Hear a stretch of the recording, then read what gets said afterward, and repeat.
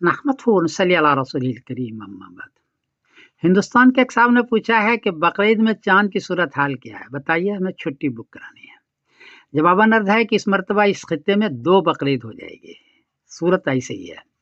17 मई बरोज एतवार को इंडिया में चांद को चाहिए 9 डिग्री, उम्र है 17 घंटे 39 मिनट।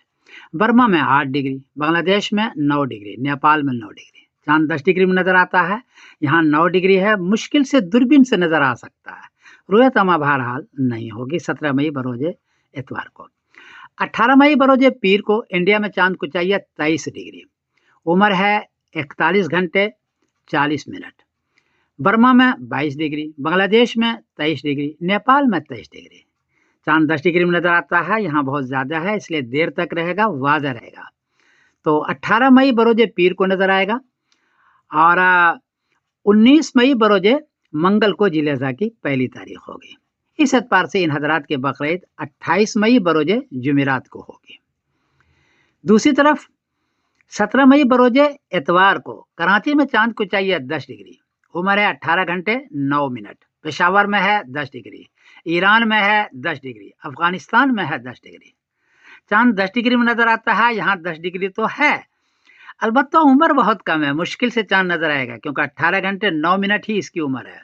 बहरहाल 17 मई बरोज एतवार को इनको चांद नजर आएगा और 18 मई बरोज पीर को जिलिजा की पहली तारीख होगी। इस एतबार से इन हजरात के बकरीद 27 मई बरोज बुध को होगी।